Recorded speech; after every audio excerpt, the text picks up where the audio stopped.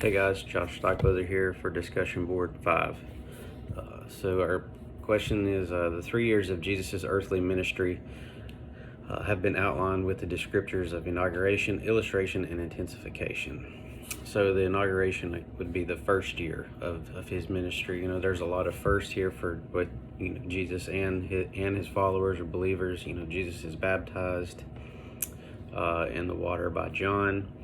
In the kingdom that was previously prophesied or promised in the Old Testament is now here in the coming of Jesus. So that kingdom is here.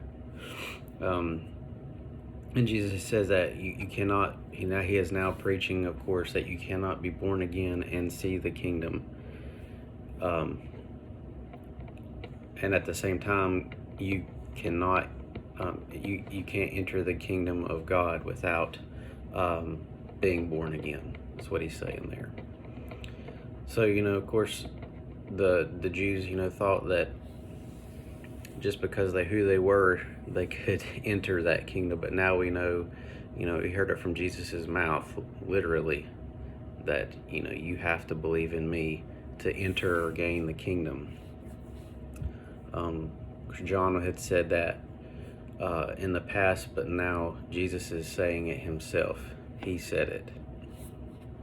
An illustration, the second year of his ministry. So now he illustrates the law and nature of his kingdom that has been set forth.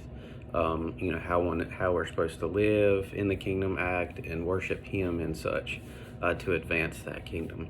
Obey the commandments, with our utmost faithfulness and obedience to him, of course. And then the main important call is to prayer or to pray. So he literally illustrates all of these things in real time by speaking, by acting them out. And he does this, but he's saying, he's doing all this. He's all he's said to be. He's living it out. He performs his miracles. He casts out demons. To liberate people from darkness, whatever they may be going through. And of course, with this comes people who are skeptical or who oppose. The oppositions are soon to come. Of course, to Jesus, of course, and to his believers that are residing in that kingdom. The 7 parables obviously were spoken about here in his illustration period and are widely used and taught today. As they apply to both a believer and an unbeliever. And the spiritual laws, of course, there's 7 of them that we've seen in our notes here, all of which Jesus possesses, and he illustrates them combined in his way, in his life, in his ministry within that year. And the third year is intensification. Of course, it's appropriate here, I think, that term intensification, because the opposition towards him was severely intense. It came to a head, a boiling point, if you will, with the culmination of the death on the cross. Of course, Jesus knew it was near. He realized that it was coming now. And of course, he rebuked anyone opposing him. Of course, they didn't listen. They continued to do so.